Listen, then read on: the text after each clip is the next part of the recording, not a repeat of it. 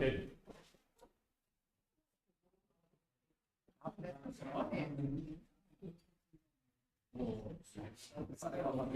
Ok, eu apresento, vai. Onde é que eu...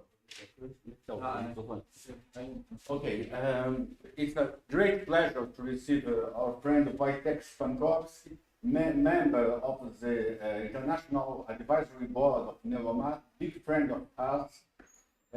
You came maybe twice to São Paulo. I remember the first time very well, and then we met also in Paris. So we have lots of interesting things to discuss with Wojtek. Wojtek is the head of something like Neuromat in the United States, bigger probably. And for instance, Buzaki is a member of the team, so a bigger center. So it was very happy to have Wojtek with us.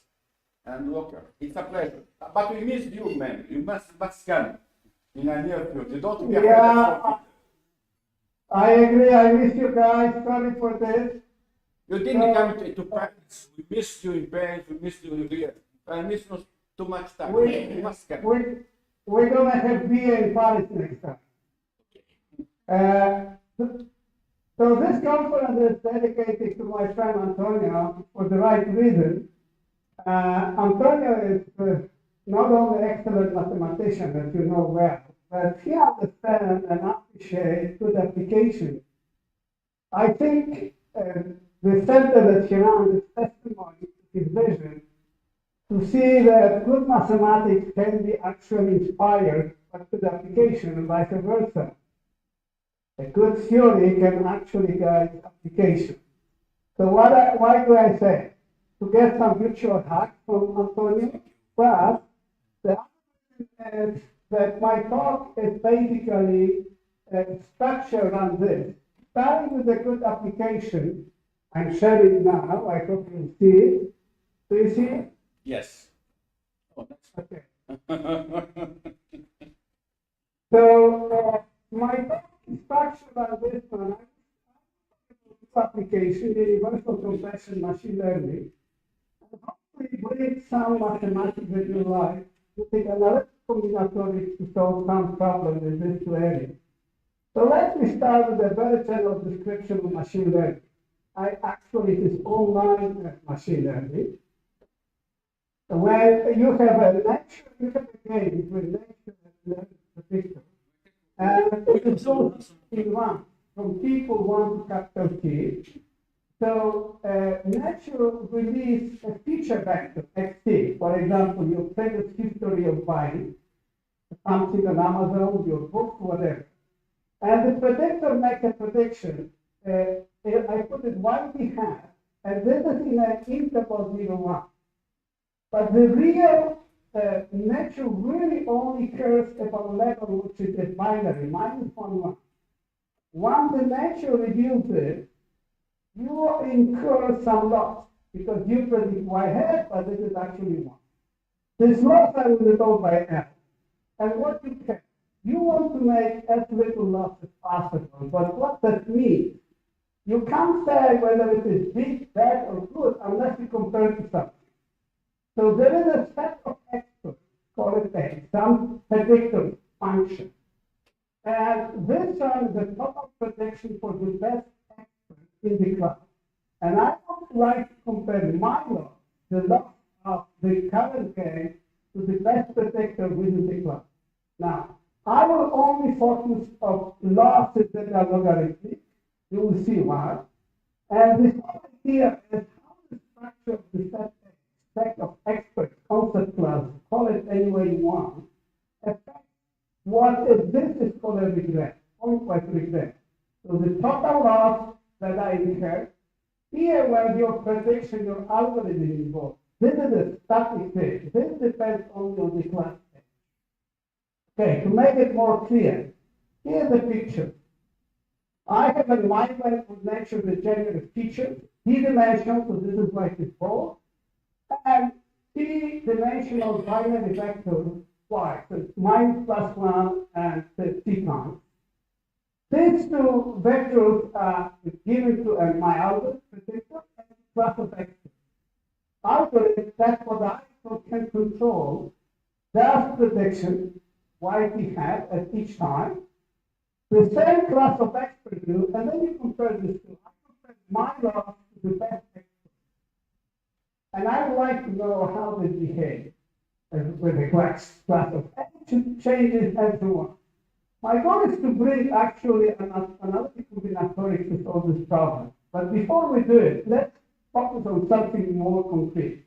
Let me fit this vector x for the whole time period from 1 to t. So this is fixed, it's given to me at the beginning of the case.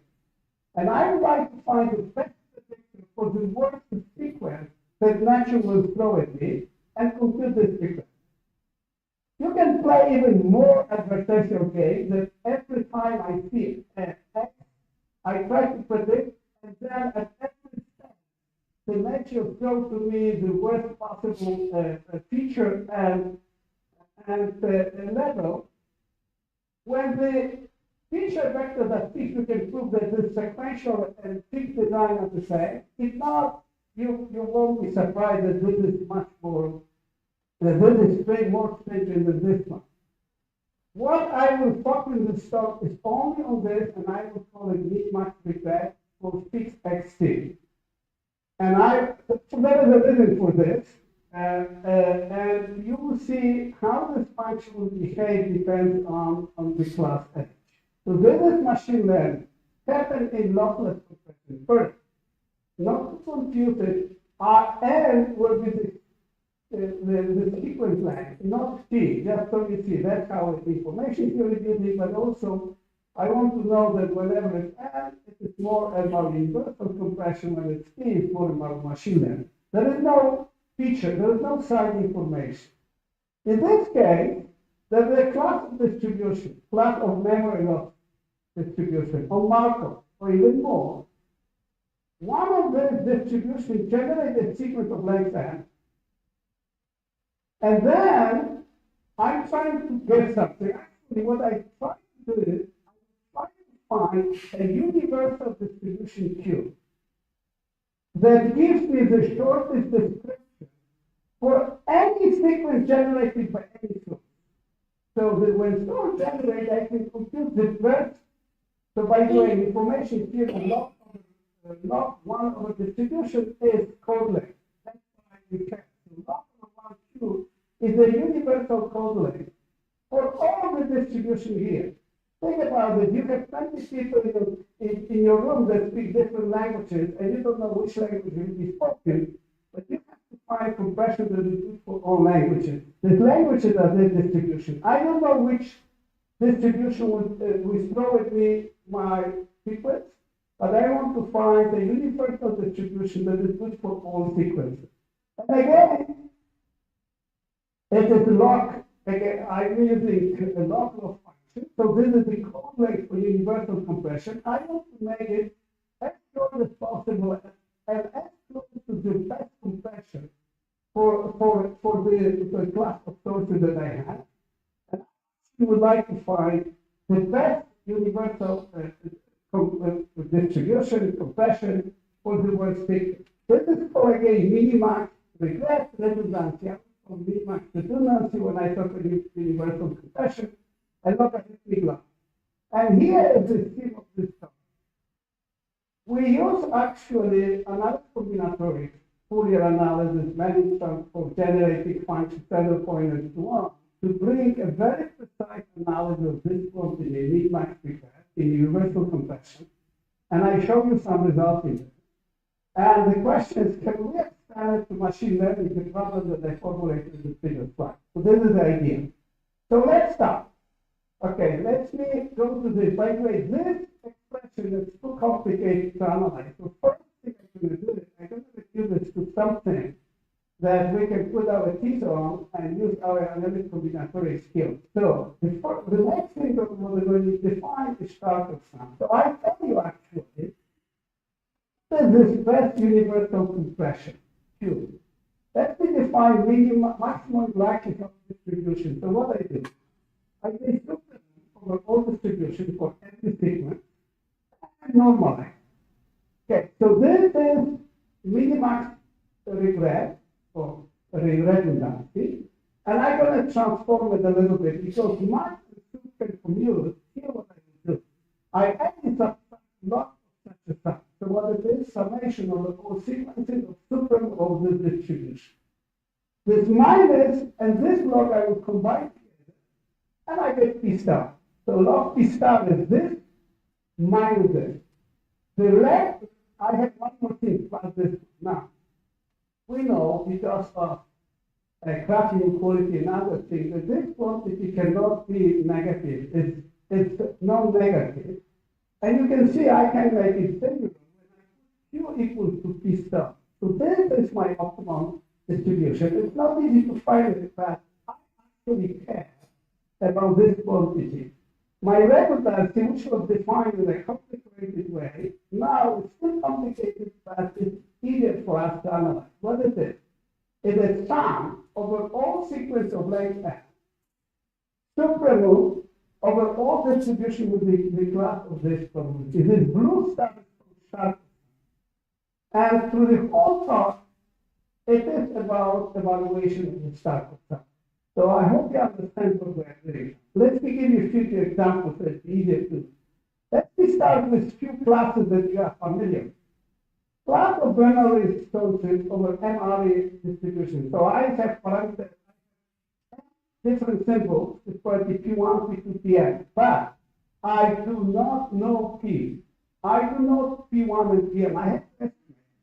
But I know that if the first symbol coming for P1 and so on, I know that the probability of seeing a sequence later, but the product of P sub I, K sub I.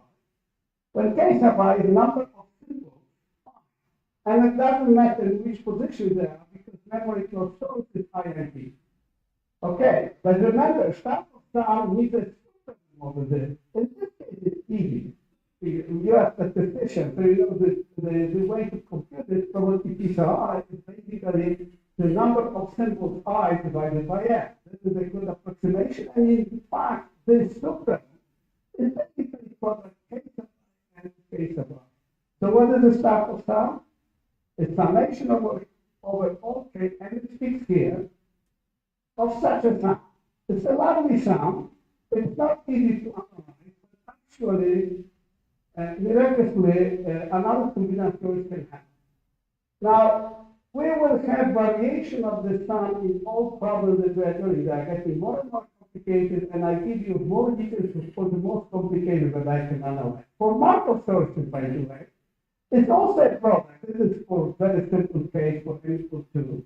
So I have Pij, transition matrix, Kij. What is Kij? The number of pairs Ij. There is a little problem that this overlap. So all pairs that finish with symbol I is equal to the all pairs that start with symbol I. That's why for binary case, I have this expected string. I still have similar start with and see here was Ki over n. Here I have Ki, and Ki is the sum of all these guys. So it's a little more complicated but similar structure. Let me show you what you can get. I will not analyze.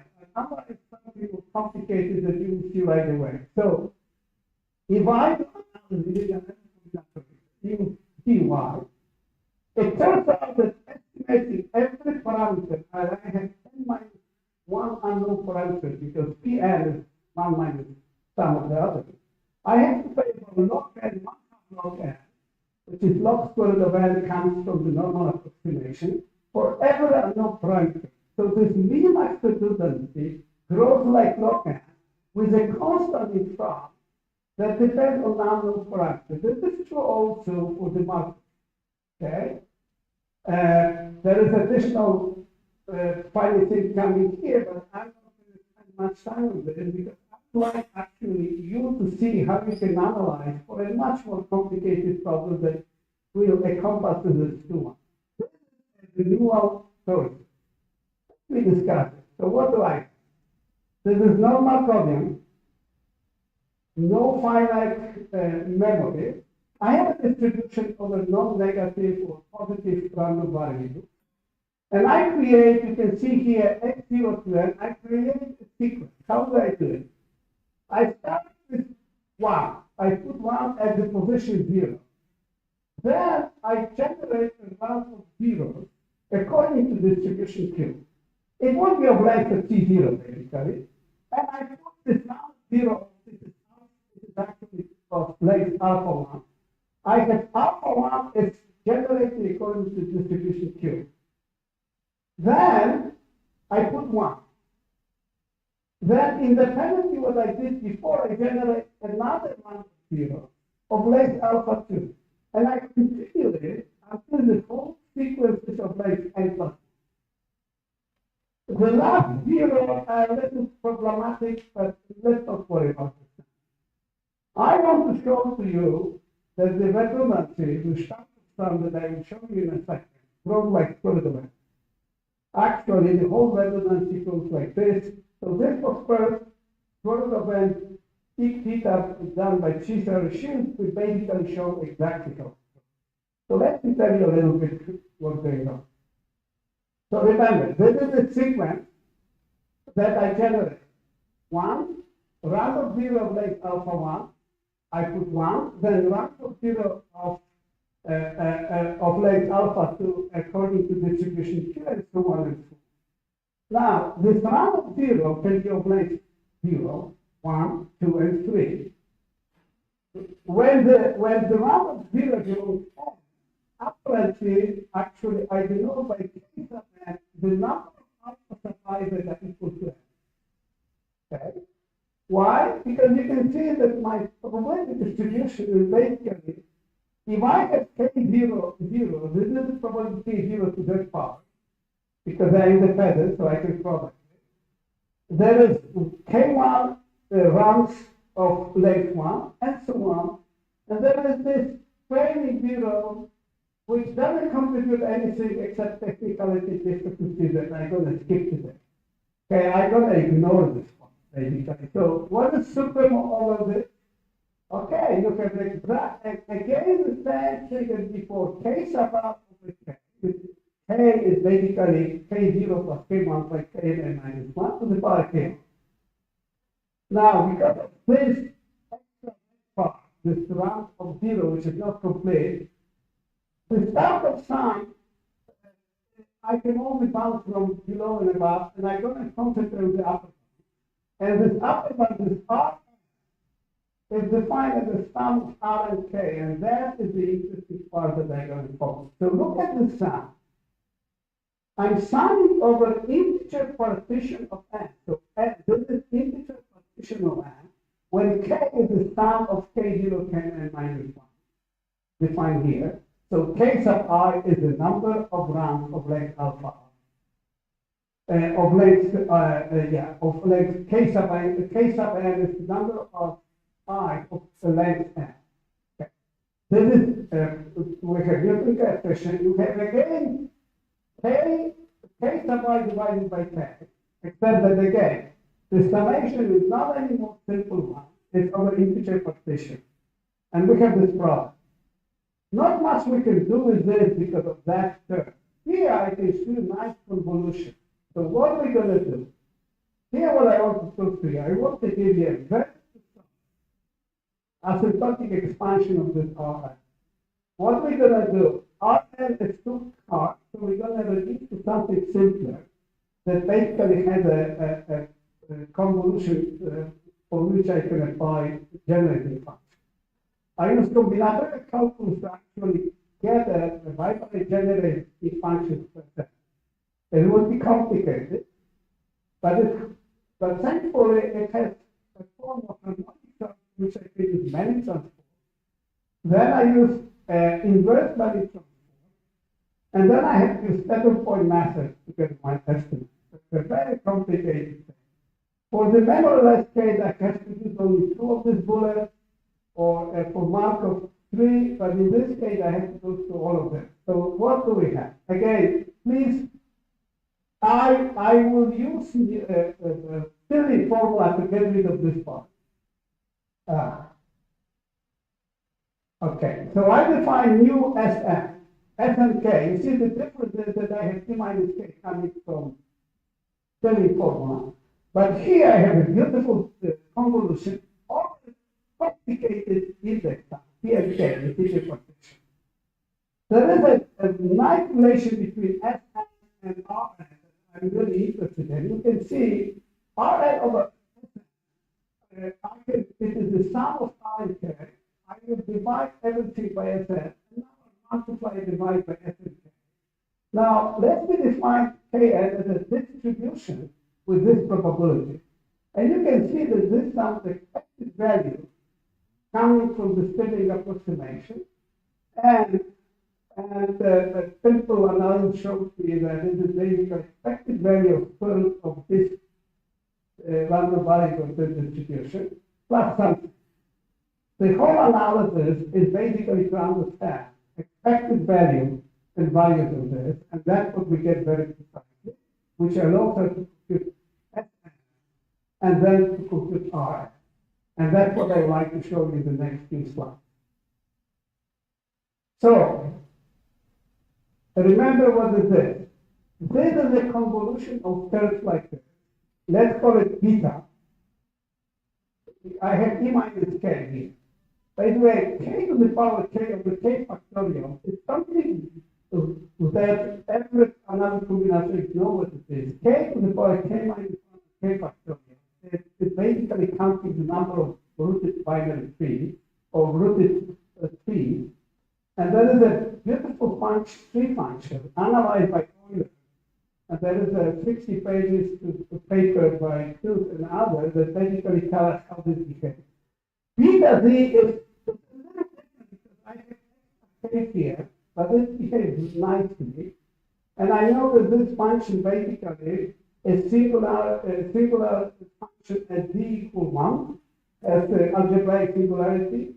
And we know how to handle it. So let's see if I can express bipolar function of S and K. But remember, I want to use SF, the summation of N and K. So first, I sum it over K, and this is generated function with parameter U. Then I sum over N. This is a Bavarian function that has everything what I need. When I put U equal 1, and find the nth coefficient of this function in my Fn. So, can we somehow express SDU in a simple form? Yes, because d to the power n, you remember, integral partition phase 1, k0, 2k1, and so on. U to the power k, k is from k0, k1, kn. And here is a beautiful convolution. So, I can write it like d to the power 1 times d to the 2 to the power k1 and so on. And the convolution is of this function, but at what parameter? U and d to the power infinite product of this function. So I have a simple, beautiful expression for this bipolar generative function. To fix this problem, I have to plug U equal 1 and find the nth coefficient of this function. If I'm able to do it, I get a precise estimate of Fn, and because of this, I will get R. Okay, so what we do? First of all, I'm not going to compute product. I prefer sum, so I take log of this. And this sum is everybody in our combinatoric scheme. There is function beta. And you can see here E minus K, so by the way, I replace D by E minus T for technical reasons because there's many transforms easier to find asymptotic around T equals 0 and T infinity. Yeah, this would be around T equals 0. This sum, if I compute many transform, which is basically Fourier polynomial kernel, you can see that what it is many transform function basically of function beta times summation over 1k to the power s, which is nothing else as Riemann function. Lambda is many transformable log of this function beta. We might not know exactly what it is, but we know two things. That beta function has singularity at S1, And this is singularity equal to 0. So I can express a Marin transform, singular decomposition of Marin transform around S equal 1 and S. This is double pole at S equal 0, this is single pole coming from this function. So I will do inverse. I use ridiculous theorem to compute all the singularities, and I got my function LD expression. Then I use what Felix was aware and angle this to singularity analysis, which allows us to go back to the original, but basically to do inverse Marin compute. You see the root at equal 0, but this root of singularity, root of this log 1 minus d. So it is algebraic singularity. It's a cut basically. And when you do it and you take exponent, remember, LZ is log. I have this expression. Now, it's not simple because I have 1 minus d. You have exponent, so this function grows extremely fast around equal 1. I need to another analysis technique for large singularity, several. And basically, I'm using the following result, which is basically 2 to y from 70. Saying if my function behaves this way, and you can see a1 minus b log and double log, then I can extract the expression as d equal n, which is basically exponent of 2 square root of an and so on. That's for square root of n is calculated. And from this, I can find my expression for Rn and then for the redundancy of original process. The memoryless case and the Markov case is something like this, but simpler, much simpler. Now, I hope I convince you that another combinatorial can be useful to analyze the problem, but it's actually motivated by real problems. And people in information theory actually never could get this precision, and they know that it's important. Some of this alphabet size are not finite, but actually could be large, so you need very precise analysis. But that is the second thing that I want to say. So far, I did only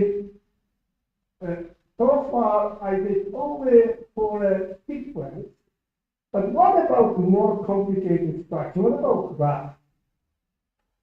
When I have a sequence of graphs, can I do something with the compression? So that is something that in our center, we start looking at it, and we define a new problem. So I want to understand structural problem. I want to understand how much information is in a structure. So here's one formulation of my problem. Imagine, there's a simple example. Imagine that I have all graphs, level graph, on 3 vertices. So I have this one, or this one, or this one, and this one. But I care only about structure, not about level. So I have 3 isolated, 1 edge, 2 edges, or 3 edges. I have 4 structures, 4 unleveled graphs. I want to know how many bits I need to describe level graph and unleveled graph. And I call unleveled graph structure, and I call it structural entropy. We know from Shannon that this graph should be compressed up to the graph entropy, and this should be compressed up to structural entropy. And I want to know the relation between these two.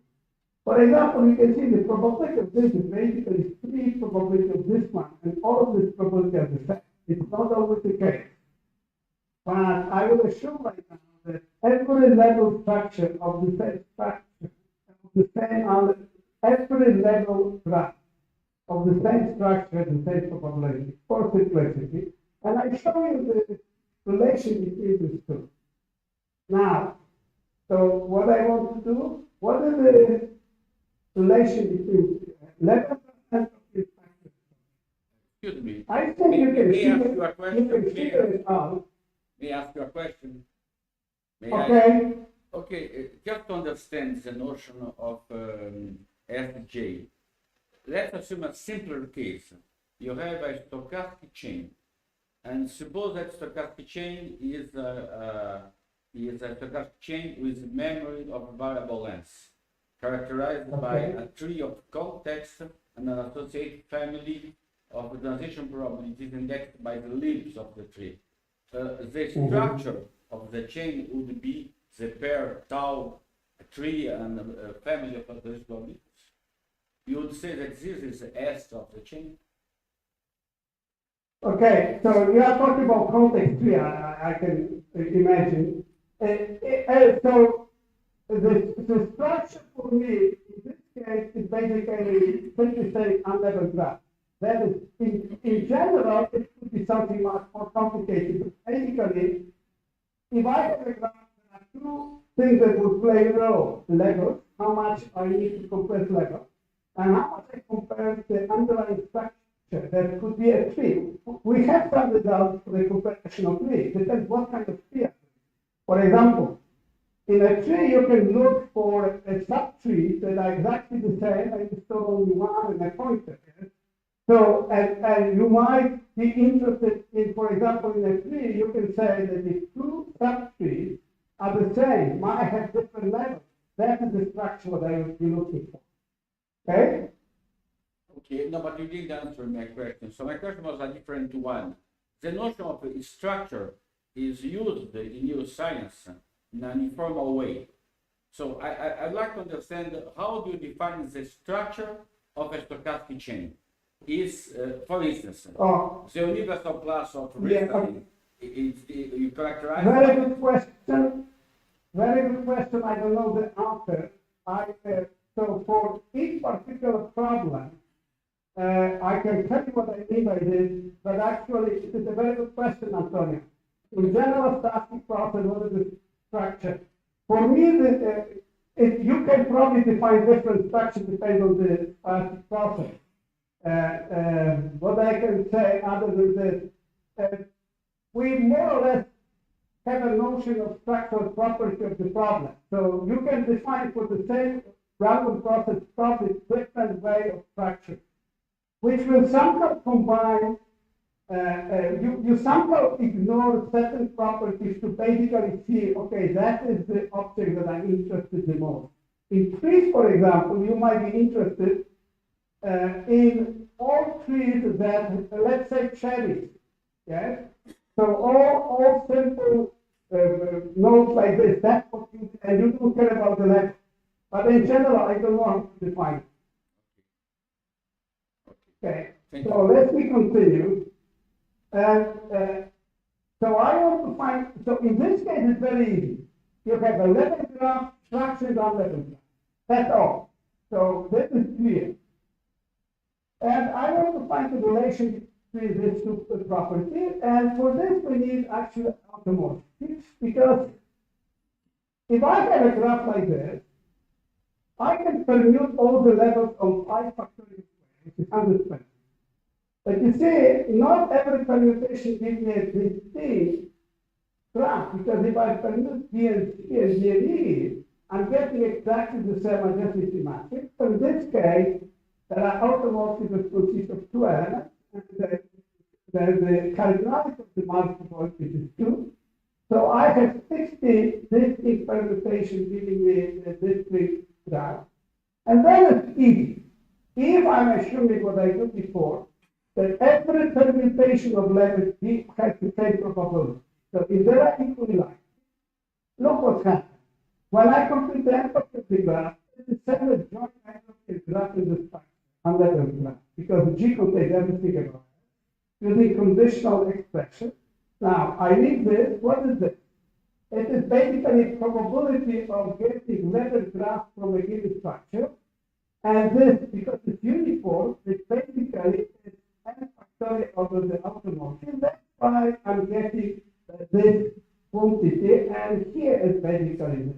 This n factorial, by the way, might be replaced by something, because maybe for some graph generation, not every permutation could be allowed by the model of generation of the graph. In this case, for everything, especially because that's what I concentrate is this. So, in order to compute structural entropy, I need to compute the entropy of the level graph. everything is easy, but I also need to know something about automotive, at least average automotive. So let's go to Evolution. To remind you, you have n nodes. You pick up any curve, and with 20p, you put an edge. P is fixed for now. And when P is not too small or not too large, so you don't want isolated nodes and you don't want complete graph, King's product of a rule proves that is asymmetric. It means probability that automorphic is only identity is close to 1. Or that is not asymmetric, there is not symmetric, basically enter some number. Having said, look, let me go back first. I need to know the entropy of a level graph for Evolution. But this is simple. I have a matrix, n by n, symmetric. In every position, I can put 1 30p or 0. So if I read it row by row, I get a sequence, I is equal to like n choose 2, with 30p for 0 not. So what is the entropy? N times entropy of p. So that this is the entropy of the level entropy minus log n factorial. This is outermost, is small. And there are these two terms that I will call n choose 2 hp minus n log n. So the question is, can I give you an algorithm? The structure, compare the structure, not graph, up to the first term. It's not that to get this entropy for the first term, because what I do, I will look at the matrix, and I read it row by row. I will get a sequence of like n choose 2, and I apply any algorithm, arithmetical coding or methodology. But this will not give me the second term. So I will propose to you an algorithm, and I will do it on an example. I want to compare the structure of this graph. I not levels. I use levels to explain the problem. And I will store the structure in two sequences, C1 and C2. You will see. And I will illustrate the process of doing this here as some kind of a tree. So what I do, I put one of I randomly, and I will store the number of neighbors. So it's 4. I don't store D, F, G level. I store the number.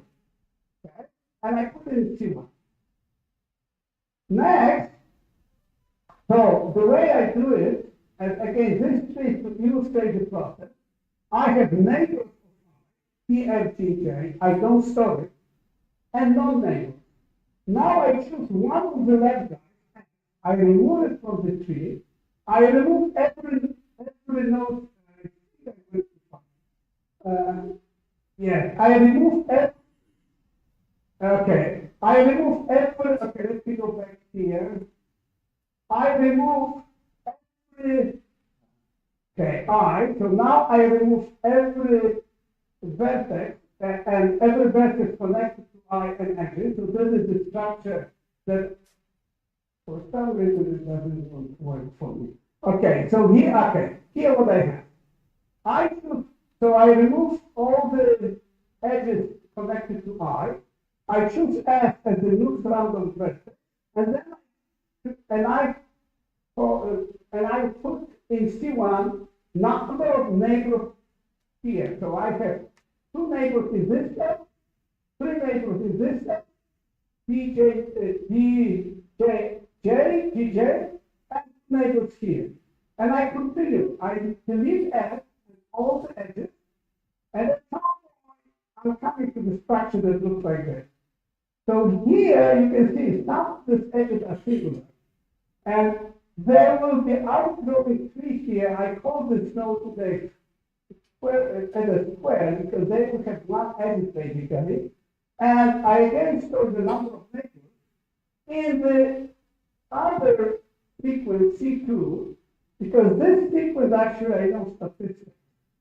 And at the end, here what I got, this process looks like this, but my compression of these two sequences that I will concatenate, investigate, coding, and so on and so on. From this sequence and n, knowing the number of nodes, I can reconstruct isomorphic structure, not level, but this structure. Why this? But the question is, why this algorithm is good? The only way to prove that it's good is May I ask you to present again, because I understand the first step. You take one vertex and you count how many. Okay, so Antonio, I probably, yeah, I should start. So I choose one vertex randomly, Yes. and I set the number of neighbors. 4. It is 4 in this case, yeah. Then I delete I and all the vertices belongs to it, and so that's what I have. Now, in the neighbors of I, there are F, G, D, G, and J. I took one of these neighbors, F. But you deleted it. You deleted I it. delete everything else, and then look, and I look at the number of neighbors of F. It's this one, this one, this one, this one, and this one. But there are 3 neighbors that are connect in this set, and 2 neighbors in this one. So that's why I start 3 and 2, and I put it here. Then I do the same. I delete F and all the edges, and so on and so on. So I basically, the idea is the following. I start the number of neighbors, and each time once I store it, I delete this node and its edges. Then at the end, you get something like this. Make more sense? Yes, but could you show us Okay. how you decode now? If you give me the code, I don't know how to get back. So Okay. In our paper, actually, from these 2 sequences, I can reconstruct a graph that has exactly the same structure, isomorphic to this one. There is a reconstruction algorithm that I'm not going to show to you, but you can do it. We have algorithms for that. But more interesting question could be, why does algorithm good? So I want to show to you that this algorithm compressed up to the first 2 steps. Its length will be anxious to HP and local.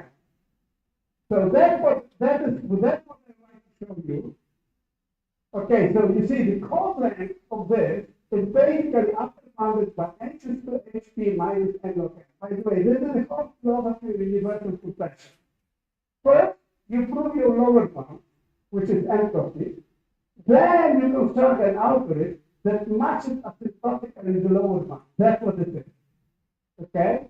Why is it so? So this problem is actually interesting and a little complicated. So you remember this tree. This tree is what gave us a chance to analyze it. There are the length of these 2 sequences. Remember, I still binary representation. So log of nx, what is nx? The number of vertices that passes through node x. So in this case, 1, 2, 3, 4, and so on and so on. At the end, the nodes, they are updated, and x is basically 1, so this is basically sum of 1. Why I'm saying this? Because I can construct an interesting tree. It's called a chart, coming from the middle of a tree. And here I would go, look at the right side. In a regular chart, I have n balls in the loop. And with probability p, I put balls to the left, with probability 1 minus p, I put to the right. So in this case, I have 4 and 2. And I continue it until I get an empty node. This is called a chart.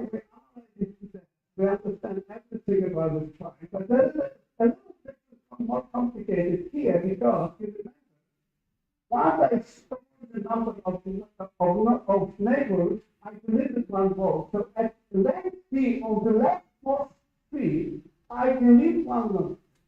So this tree would be a little shallow. The rectangle is the point. So this is, by the way, the example I could put here, let's say path length.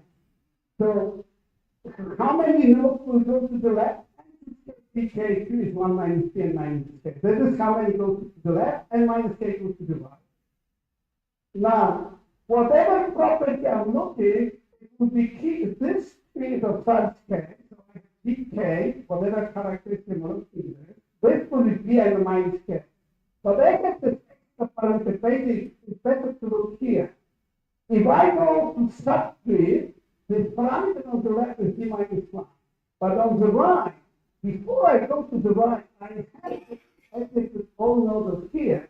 So this parameter t on the right is k plus d minus 1. Even if you don't understand how I generate this recurrence, this is an interesting recurrence in two parameters and not easy to analyze. By the way, when t is infinity, I don't delete anything. And this is the recurrence. It is interesting by itself. Through Brasileira and others, basically analyzing something interesting happening here. There is a fluctuation depends on the rationality of P and log 1 minus P. So in this like path length is the length of all that grows by N log n. The second term has a fluctuation if this is irrational and no fluctuation if it is rational. But what you would like to understand, and I show you how we can do it, I want to find, okay, how does V and D behave when D is fine? So I'm going to analyze the difference between the regular size and what I call ND size. And we can show that this difference goes like log squared. Now, I do it in one slide. Here what we do, this is the vector that I want to analyze. This is D minus 1. I compute Poisson transform, which is basically exponential generating function e to minus d.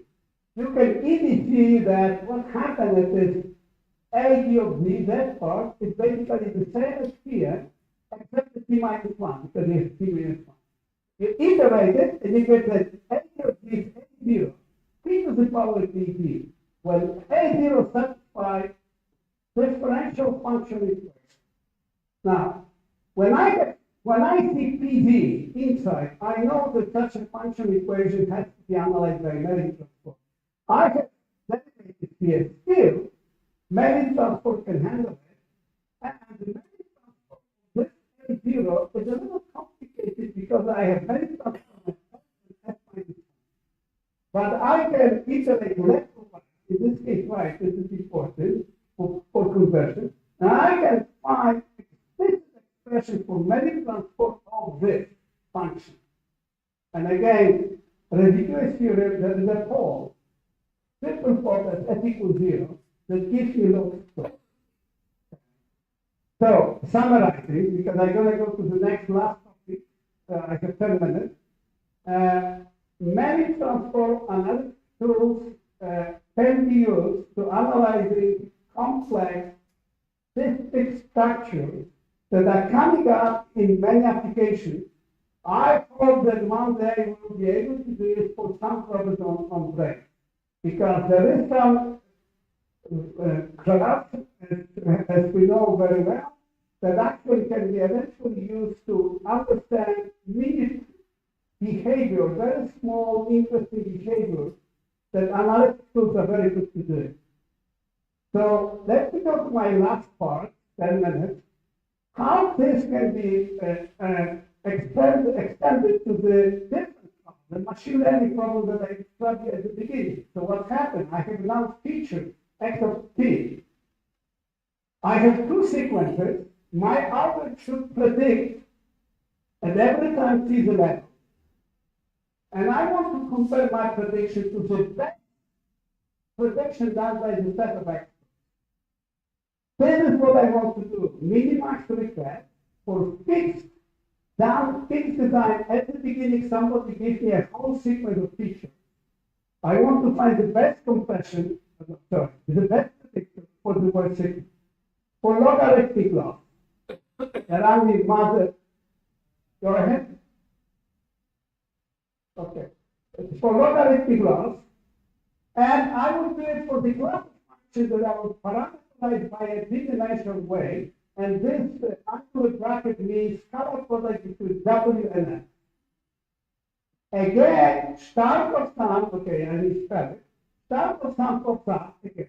It turns out that this minimax we get is log of start of sum, which is super over always of the probability of of level sequence condition on next in W. So let me see if we can use a little bit what we learned from universal compression, whether we can analyze this. Let me start with the simplest possible case. The class of expert a logistic function defined this way. By the way, if 1 minus p is 1 plus minus is plus p. This is good to know. So what is it? This is basically think of the function that is a complete approximation of a step function, 0 and 1 to going to 1. This is how it is. This is the start of W both are of dimension d. Y is minus 1 and 1. So let me give you a little bit why I think that another tools can be useful. Let's consider the simplest possible case. D equal 1, and all features are the same. It means either something is there or not. 0, 1. So my standard sum in this case, of the W of this function PW, which is basically here is minus the W or plus W. K is the number of cases that might be plus 1, and T minus K is the number of cases that might be minus 1. If you define the supreme, it tells us the W star, which is given here, and probability maximum is K over T. Bingo, I'm getting exactly the same type of sum that we get it for memoryless case when n is equal to. And we know the solution. By the way, one observation. This probability might go up to 1 for 1 in this particular, for 1 sequence, 1, 1, 1, and the W star is infinity in this case. So, here what we would like to predict. For general dimension D, I expect that my minimax redundancy behaves by D half log T. So, here what we do, the first generalization that we're going to do is the following. I will assume, by the way, here, I will assume that D is equal to 1 and all features are the same. Now let's assume that I have n different features, three-dimensional features, that I will denote by A sub n. And there will be T1 position that feature A1 is unique, Tn position that feature An is unique. My probability is a product. There are Kj y equal 1 and Tj minus Kj1 equal minus 1, where the feature was unique with Aj. This is the probability. And the standard sum is basically this. Can I estimate this? Okay, so here what we got. Something interesting. Here we got D half log T, and we have a complicated stuff. It's basically square root of the determinant of a matrix that involves this P here is as this logistic function.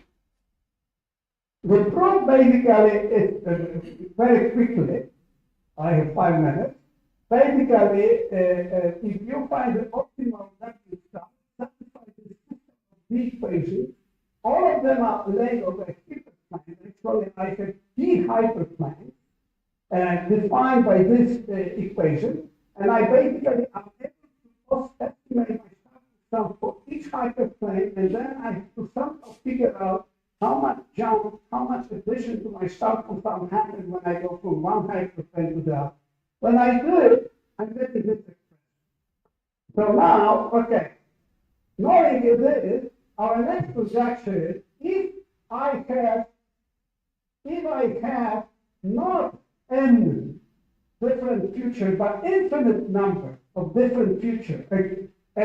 So instead of saying that I have all n different features, I'm assuming every future comes from a continuous set. So what is the expectation? Let's see. I again try to do it for the logistic function, three-dimensional. X right now can come from any continuous subset of RP, over bounded, let's say, to modulus. Regret is again logarithm of the start of sum. supreme of this probability. And by the way, this probability is not that complicated to express. Basically, when y is equal -1, this is my this function. When y is equal 1, I have to put here minus. So it's minus of 1. Let's put the exponent of minus n, and let's basically minus left of this probability. Now, where it's not complicated to compute W star. It's actually satisfied as the expression of this function. Okay, so it looks like everything is working very well. You should not read the next slide that I show you. It is just math because it is PS basically. We thought, don't read it, that you can basically generalize what you get with finite number, which you can d half of t. The same analysis using Fourier and so on and so on. The problem when it breaks down apparently is the inverse Fourier does not exist. So you are expert this and you know how to actually handle it. But before we go there, try to think a little bit. I will show you that d half log t might not be the right answer. Okay. So W is the way. Let's assume that W is bounded by some radius R, and actually I'm assuming that it's unbounded, that is R is equal to infinity. So W can be anything. And I still have a logistic function. You remember when d is equal 1, I showed you that there is only one sequence that gives you probability for 1.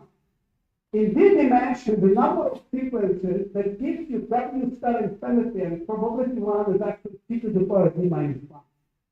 Not d half, but d. Such a sequence is a splittable sequence. A splittable sequence, again, I'm assuming x of t is given. Such a splittable sequences are all level sequence such that the scalar product times y is positive. This gives you infinite, W star is infinite, this probability is 1. So you see here, when this W star gives me infinity, this probability is 1, and the start of sum is summing ED once. It's quite big. Now, how many such splittable sequences? Here I give you an example. T is equals 3, and d is equal to 2. So I have 3 equations with these 2 unknowns, and you can see that in the different regions that I plot with different colors, you have one, this is W plane. In this region, I have that, this is true, in this region maybe this is negative, but by selecting YT, I can always make in each of these regions, I can make it positive, which gives me W infinite. How many regions do I have? I'll go back. What do you mean in general? In general, this is no result.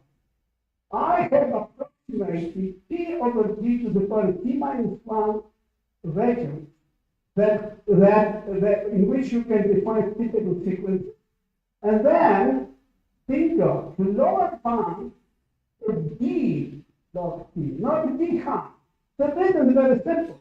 Look, my start of sum, I basically look in bound by the splittable sequences, and I have 1. I know that this number of splittable sequences is T to the power D minus 1, so that's what I have. Now it turns out that this is true not only for R infinity, but as long as R grows faster than the square of T. I'm going to rush a little bit. We can have an upper bound, basically approximate splittable sequences that are of distance k, honey distance, and we can analyze still, it looks like that when R is square root of T, my growth precisely is D where I have. It's basically D log T, not D half. What happened? Okay. But we know something else. When R is finite, actually for any R, we have an we prove with Gibbs recently, is we have log T R squared. We know it. So look, when R is constant, I have B half. When R goes like T, I still have B half. But what's happened precisely I told you that when R T grows faster than T is zero T. So this bound is not good. Okay, so here what we predict, this is not a proof, we expect to prove that actually as long as R is small square root of T, you can pick half of T. And the idea of the proof is the following. The hardest is when R is equal to 1. And by the way, I want the second term, not only the first one. The hardest part is to prove an R is 1 because I have to make Fourier conversion. We expect to the value theory will have. When R is growing to infinity but not faster than speed, we replace the direct function, but the direct function that is weighted by 1 minus epsilon w, and epsilon is 1 over R squared. In this case, we are pretty sure that we can get a good expression. I think I'm done. If you want to know where to find more about it, we just published a book, information. It's going to be on the market, I think, in September. That's what we worked hard in the last few years, and this is basically summarizing most of the things that I explained to you. Thank you very much. Sorry.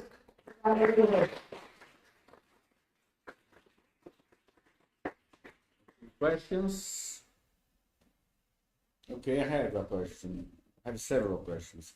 So, to be perfectly honest, I did not understand how you connect the learning part of your talk to the graph compression. But anyway, I will look at the book.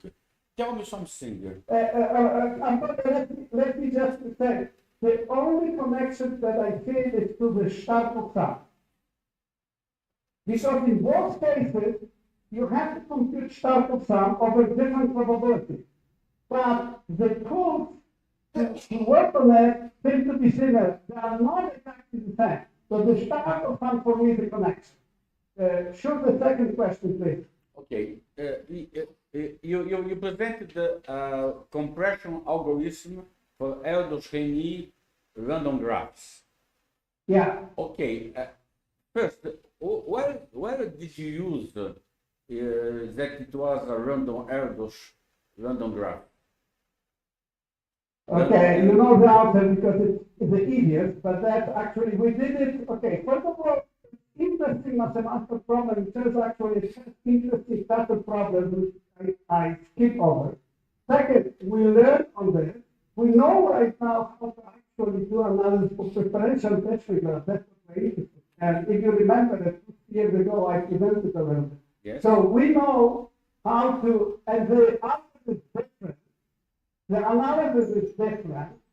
And the question that you might ask, can we extend this analysis to a bigger class? A universal algorithm like the one you have for chains. Yes.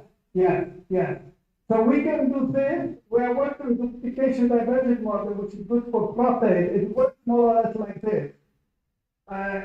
When a new node arrives, it chooses randomly one of the existing nodes and connects to all its neighbors. And then there are two processes. Some of these connections are deleted with PSPP, and this is not that there. After this, the new nodes also select randomly with a very small probability some other nodes outside the neighbors of the selected node. This process is very complicated. We analyze quite a bit, but for special cases we know something about compression, but in general, my colleague right now is actually put you are working with this problem. The difficulty is to figure out how much symmetry, how big the automorphic group is. And this is just the problem. Okay. Any other question? Pablo, any question? No. Okay, so thank you very much.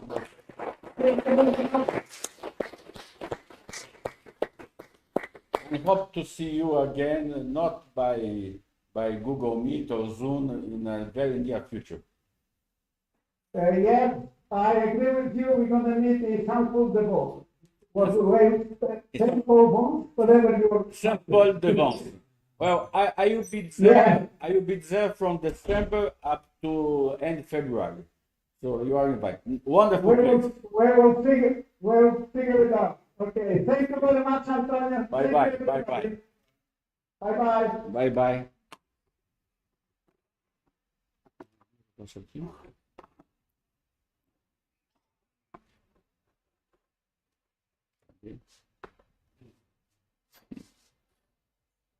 Ah.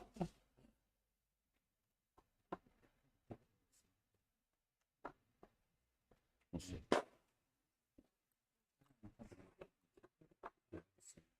Fica aqui, vai ver essa flechinha batida. My friends, nobody asked a single question. Huh? Well, that's why you asked questions. You understand? That's the reason. Shame on the young people, shame on you, because you don't ask questions. And shame on the old people who are supposed to ask questions by legislation. Não, mas a louça também. A louça também tem isso. So if I can make a synthesis. Não, você entende? Para cadeias, a gente sabe a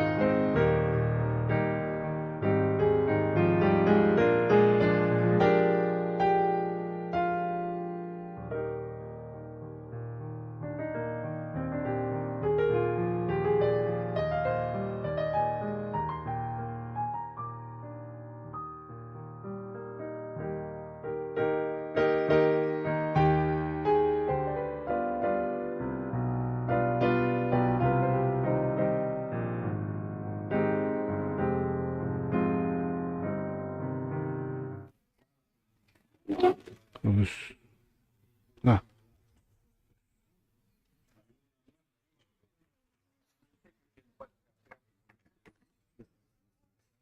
Okay.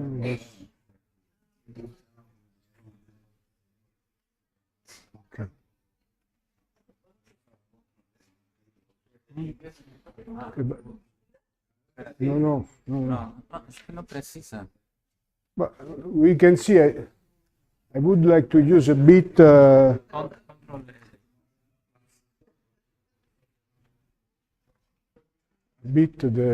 blackboard. How to do it? Well.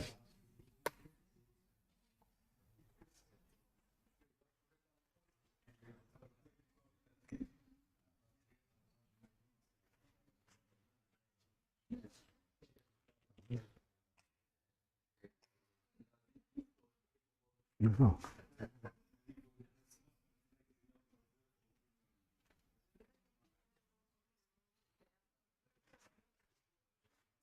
This is nice.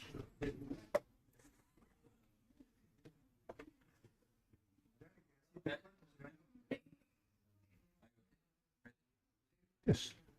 Okay, well, for the last talk of today, we have the pleasure to present Mauro Ciccioli from Università di Roma La Sapienza, who will talk about the estimation of the interaction graph in Galves-Loservac model.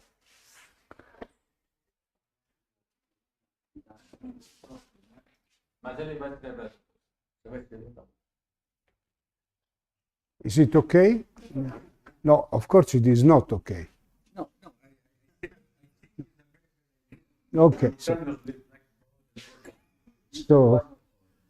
So this is the kind of interaction I usually have with Antonio, but it is a pleasure. I mean, it makes very lively. So I've been very lucky to meet him as he described during a while ago.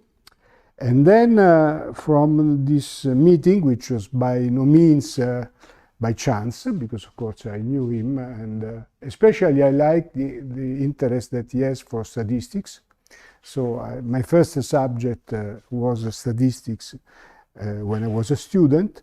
So this I appreciate a lot. In fact, this work I'm presenting is in the mainstream of this interest. And okay, so let me. So okay, I already talked a little bit, but of course I should also thank not only Antonio for having talked with him and started the project together, but also the organizer for having invited me here. And okay, so the problem is the detection of the connection in a particular Galves-Logerback. I'm allowed to give this name, I guess, no? You're not. Okay. Okay, so, but you see, one problem that I had in preparing this talk was that just a few months ago, I spoke in Paris, and I don't know, maybe they overlap, maybe it's not only in Paris, also in L'Aquila. But so it's not just problem of overlap, it's the problem when you do this several times, you want to focus on what are the important things, so that there is basically part 2 is new. I started writing part 2, I finished with it, and then I said to myself, but is this material mine or is Antonio's? Because I think that we will discussing about presenting somewhat in this frame our work. And then after this so new part, but in a sense elementary part, I'm going to focus on the GL networks, and there is a difference between the excitatory and the inhibitory case coming from the kind of network we are interested in, and then I make some conclusions, fair conclusion, not okay. So the history is that during to visit Antonio, following this our first meeting in L'Aquila, we put together a team in Sapienza, which is made by me, Emilio De Santis, and Giovanna Napo, concerning the properties of GR models. And, you know, I think that, well, this I should remember well. Antonio was in Rome in January 2020. Probably I was the first one with COVID in Brazil, probably. This is, we will never know, but yeah. So, and then, you know, that this has been gone through the pandemic period through Google Meet. It's just that, you know, there is also Google Meet, not just Zoom. And, you know, this first work is summarized by a paper which is published. Afterwards, we continued the activity, and Christophe Pouzat joined the team with the aim of considering more realistic models, make simulation and possible application to real data. So I will give you an idea about the current status of the project.